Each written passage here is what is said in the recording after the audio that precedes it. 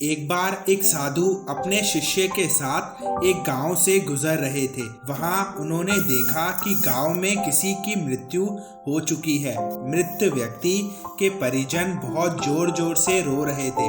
यहाँ बहुत दुख भरा माहौल हो गया था। यह दृश्य देखकर साधु के एक शिष्य के आंखों में भी आंसू आने लग गए और रोते रोते वह साधु से पूछता है कि हे गुरुदेव, संसार से दुख खत्म क्यों नहीं होता। शिष्य का जवाब देते हुए साधु कहते हैं कि जो जिस संसार में है ही नहीं वो खत्म कैसे होगी। शिष्य ने कहा, हे गुरुदेव, क्या जीवन में दुख नहीं है। साधु ने कहा, हाँ नहीं है। अगर है तो जाओ उनसे थोड़ा दुख उधार मांग लाओ। शिष्य मृत व्यक्ति के पिता के पास गया और बोला, आप अपना दुख मुझे दे दीजिए।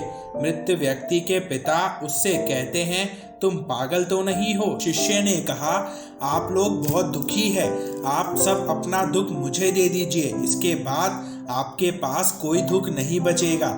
शिष्य की बात सुन सब हैरान रह गए और कोई भी अपना दुख उसे नहीं दे पाया। शिष्य खाली हाथ साधु के पास चला गया और कहा, गुरुदेव, उनमें से कोई भी अपना दुख मुझसे नहीं बांटना चाहता। गुरुजी ने कहा, जो चीज उनके पास है ही नहीं वह तुम्हें कैसे दे सकते हैं। शिष्य ने कहा, ये लोग इतना रो क्यों रहे हैं फिर। गुरु ने कहा, यही तो माया है, जो है ही नहीं उसे भी यह दिखा देता है। शिष्य ने कहा, पर गुरुदेव, उन्होंने मुझे अपना दुख नहीं दिया, फिर भी मैं दुखी महसूस कर रहा हूँ, ऐसा कैसे हो गया। गुरु ने रास्ते में पड़े एक पत्थर की तरफ इशारा करते हुए कहा कि जाओ और वो धूप में पड़ा पत्थर उठा लाओ। शिष्य ने वो पत्थर उठाया और उठाते ही फेंक दिया। गुरु ने पूछा, पत्थर क्यों फेंक दिया।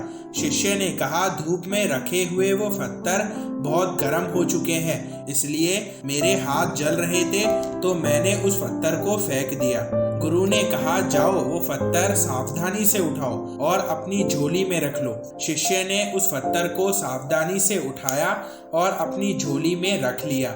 फिर गुरुजी और सभी शिष्य आगे बढ़ने लगे और अपने आश्रम की तरफ जाने लगे। रात होने पर गुरु ने उस शिष्य को बुलाया और कहा, अब वो पत्थर अपनी झोली में से निकालो। शिष्य ने झोली में से उस पत्थर को निकाला और उसे हाथ में पकड़े खड़ा हो गया। गुरु ने पूछा, क्या अब भी ये पत्थर तुम्हारे हाथ जला रहा है। शिष्य ने कहा, नहीं गुरुदेव, अब तो ये बहुत शीतल लग रहा है। गुरु ने कहा, जब ये पत्थर सूर्य के संपर्क में आता है तो गर्म हो जाता है, यही पत्थर जब चंद्रमा के संपर्क में आता है तो शीतल हो जाता है। मगर पत्थर तो पत्थर ही रहता है, लेकिन फिर भी दोपहर के पत्थर में और रात के पत्थर में बहुत अंतर होता है। इसी प्रकार जब हम दुखी लोगों के संगत में आते हैं तो दुखी हो जाते हैं, और जब हम सुखी लोगों की संगत में होते हैं तो हम सुखी हो जाते हैं, और जब हम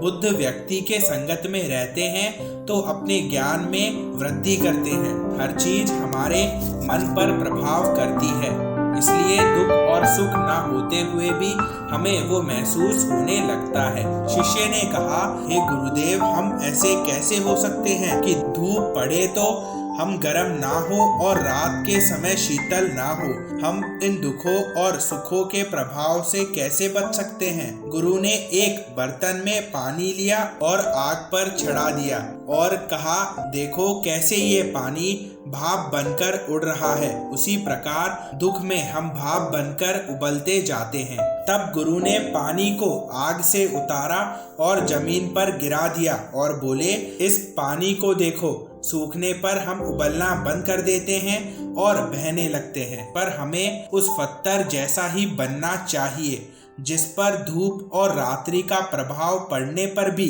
वह वैसा का वैसा ही रहता है। याद रखना, मन जो भी चीज उत्पन्न करता है उनमें से ज्यादातर चीजें होती ही नहीं है, बस हम सिर्फ महसूस ही करते हैं कि हमारे साथ कुछ हो रहा है।